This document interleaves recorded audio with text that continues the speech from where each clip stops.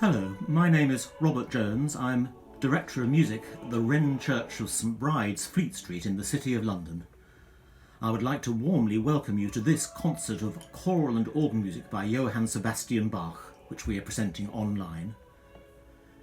This concert is being offered by the Choir of St Bride's as our thank you to all the friends, supporters and donors from our congregation in London, as well as our newfound online congregation, who have so generously supported the professional musicians of St Bride's in this unprecedented time of lockdown. Like many musicians, we have had our livelihoods severely curtailed by the restrictions of the coronavirus pandemic, so your support has been most welcome. Since its rededication after the Second World War, St Bride's has been fortunate to be able to support a professional choir of 12 singers. Together with the accompaniment of our 4-manual Compton organ, this choir forms the backbone of music for the liturgy in our 2 weekly Sunday services, Choral, Eucharist and Evensong. We also sing for numerous weddings, memorials and carol services throughout the year in more normal times.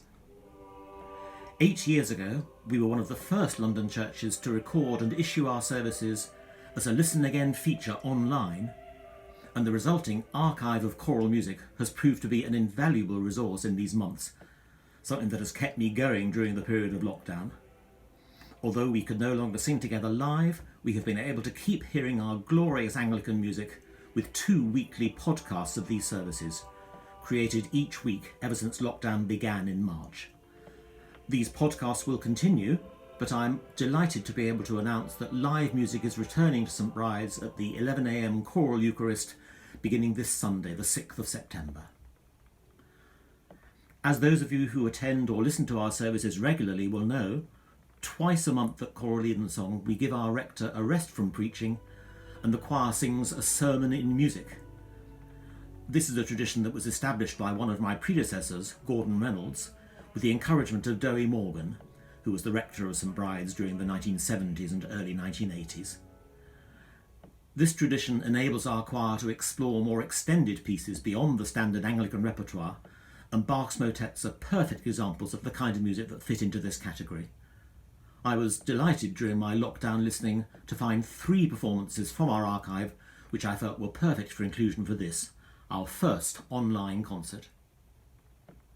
As well as the 3 motets, you will hear 2 of Bach's organ Choral Preludes, one played by former organ scholar Ian Tyndale, and the other by our organist Matthew Morley, who also conducts the choir for the first 2 motets.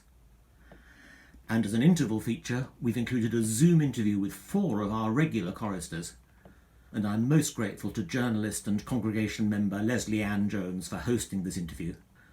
I hope this will give further insight into the lives of our professional singers, both pre and post-lockdown. I'm indebted to all members of St Bride's Choir for their support in producing this concert, but I also want to pay tribute to the group of singers we call our deputies. These are singers who regularly stand in for our regular singers when they are absent fulfilling other professional engagements. All the singers involved have generously given permission for us to use their performances for this online concert, and I hope you will enjoy it. We begin in just a moment with a performance of the motet Der Geist hilft, recorded in 2012.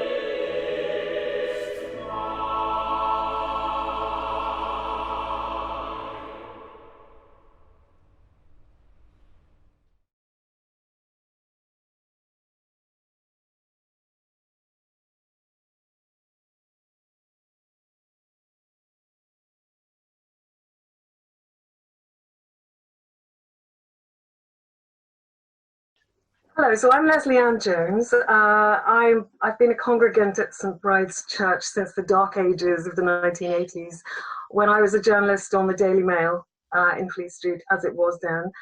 And I work today as an author and broadcaster. I'm also mom to Mia, Henry and Bridie, all of whom were baptised and confirmed at St Bride's. And I'm here today to host a meeting with our bass Phil Tebb, our tenor Matt Long, soprano Nina Bennett, all of whom are long-standing members of the world-famous St Bride's Choir. And we're also joined by soprano Emily Owen, who's been with the choir for about a year. They are going to talk to me about their roles, about the ways in which lockdown has affected them, and about their work going forward. In a couple of the podcast discussions that I've hosted recently, I was quite surprised to learn that people don't generally understand the concept of a professional church choir. So the consensus appears to be that church choirs are voluntary. Can you explain the difference for the benefit of the layperson? Could I start with Nina, please? Well, this is a question I get asked a lot at parties and things when you get chatting to people and they say, well, it's your job to sing in a church. What? You get paid for it? Yeah, it's completely unknown, it seems. So my daughters, for example, are in a local parish choir, which is completely made up of volunteers, and they rehearse on a Friday night and they have a rehearsal on a Sunday, and they stick to a pool of, of about 20 to 30 pieces and very rarely do anything new, because the people in that choir don't generally read music very well and have to learn everything by ear. And so in a choir in London such as St Bride's, we're all professional musicians, we all earn our money entirely from singing or teaching singing, and as such our skills are that we can read music to a high enough standard that we just rehearsed just before the service. It's unusual at my age to come to a service and not know all of the music. I mean, not know some of the music, but if I don't know any of the music, I can just about get it together in time for the service. So you've got people with, a tremendous amount of talent and experience, and the ability to bring the music together very quickly and blend together, balance the sound amongst the parts. And most of us have got a great bank of repertoire in our heads now, so that when we do come to a piece that we know, we can really, ice the cake and really make it something very special indeed. Phil, do you get that kind of question? Are you asked that a lot? Yes, as Nina said, that is something that does tend to come up, quite frequently, along with the question, as Nina said, that's what you do for your job, is it? What do you do during the week? But I think also that the other thing that a professional choir and all of the professional choirs across London have is that obviously we don't just serve the Sunday liturgy, but we're also there for all of the special services that happen. So countless memorials, funerals, weddings and carol services in the case of St Bride's. And the thing that a professional choir brings to that, of course, is one hopes always a very, very high level of quality, but also a breadth of possibilities of the type of music that can be performed. So an amateur choir of volunteers in a church might not be able to, on one moment be singing a big opera chorus, and then the next moment be singing a piece of Mozart, and the next moment singing a Cole Porter arrangement, or even a bit of Queen or something like that. St Bride's Choir in particular, I think, has always been known for its versatility in terms of the range of music that a wedding couple could ask for. Yes. It's very rarely the case that a wedding couple says, our favourite song is such and such. Could we have that during the signing of the registers? It's very unusual that we turn around and say no, even if we don't have it already in our repertoire. Quite often Matthew Morley will do an arrangement, or Robert will do an arrangement, and off we go singing something entirely new that an arrangement that people have never ever heard before.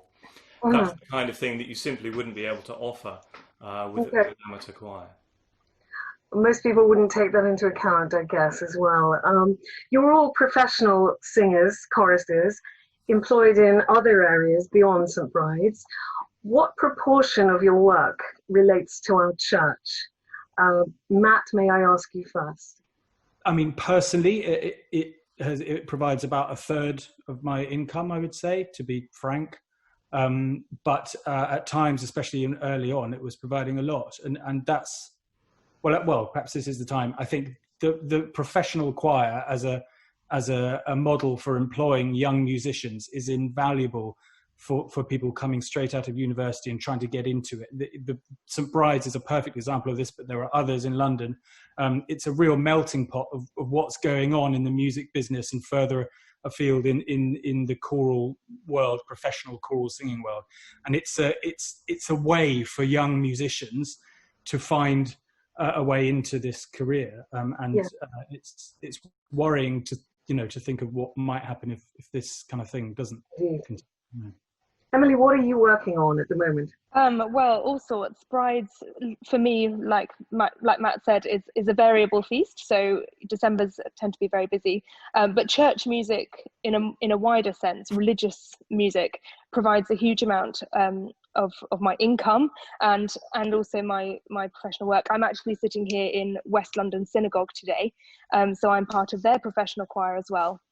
And we're spending this week recording all of the music to be broadcast online for the High Holy Days, which are coming up in September, as well as the regular Friday and Saturday Shabbat services.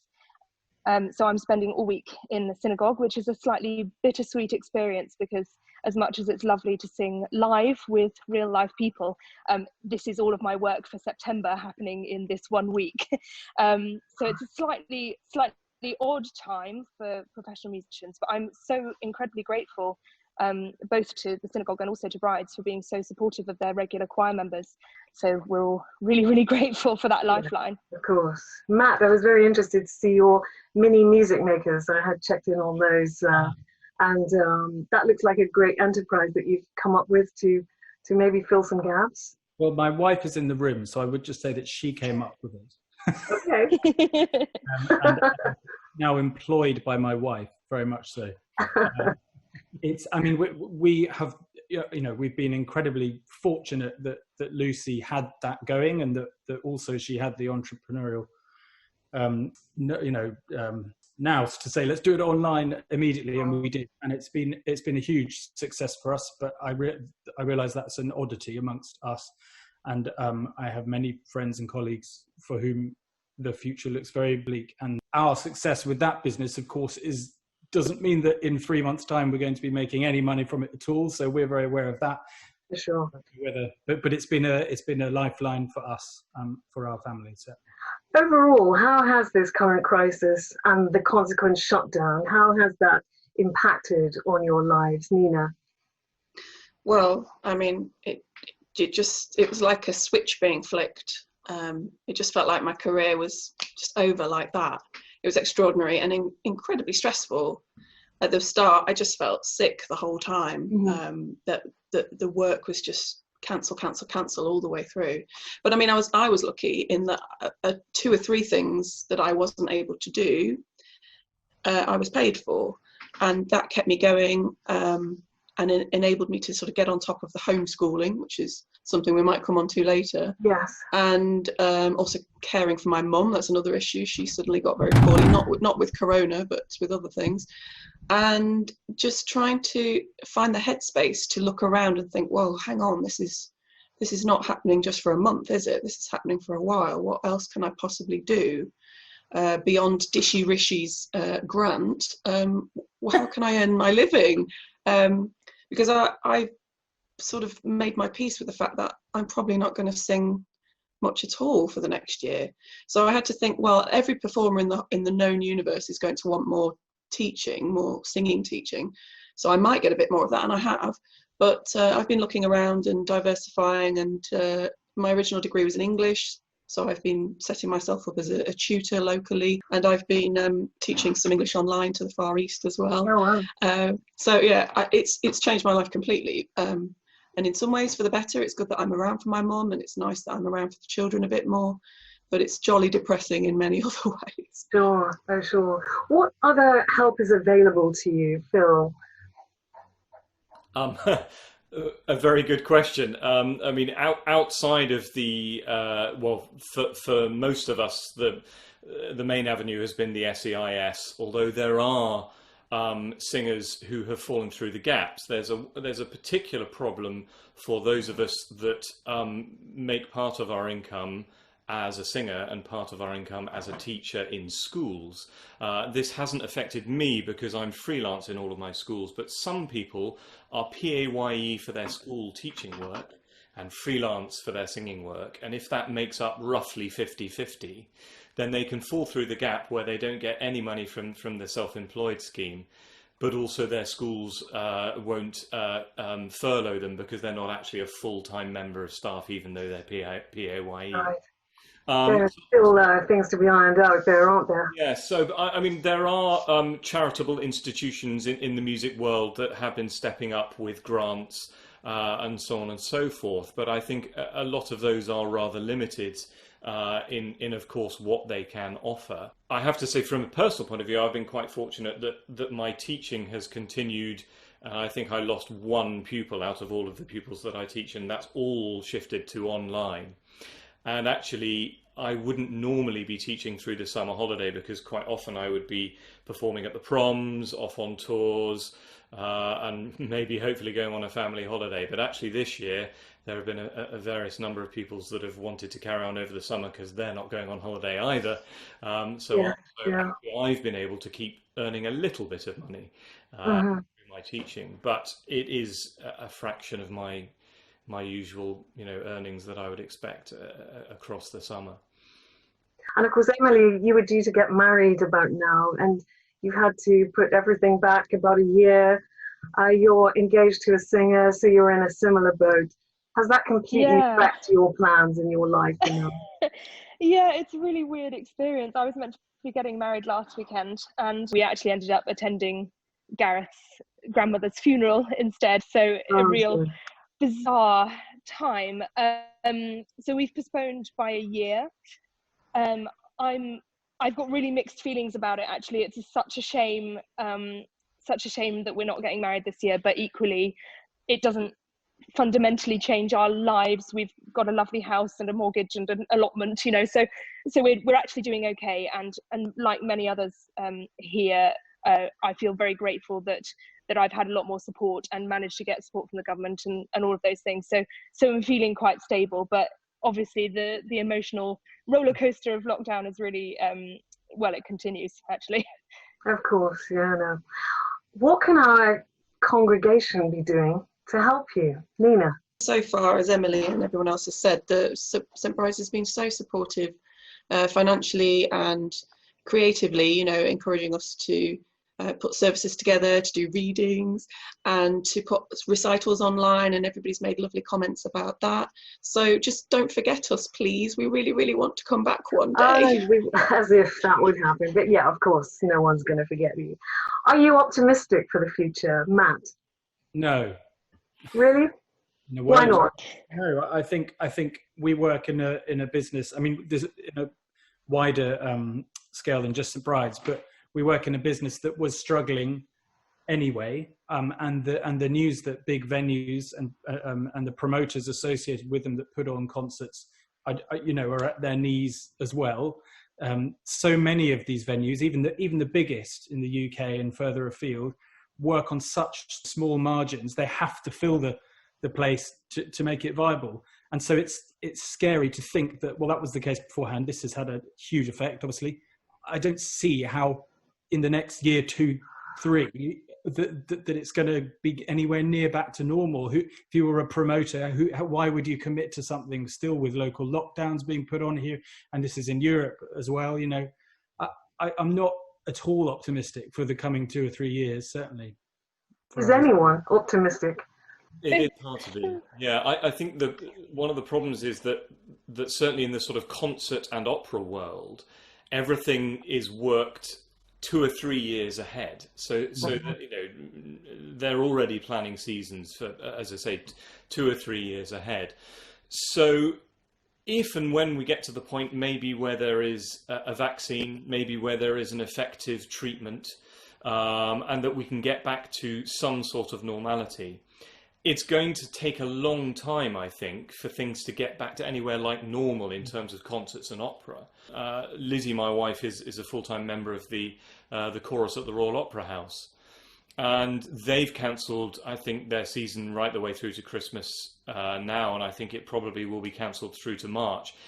Even if it is the case that restrictions are lifted and that performance is allowed, it's going to be very, very hard for a place such as the Royal Opera House to suddenly say, right, we're back in business, let's go, La Bohème, Traviata, right, next week, let's get the house full. It simply doesn't happen that quickly. So they're looking 2 or 3, 4 years down the line in terms of how they're going to work themselves out of this situation. And I think that is for a big national institution.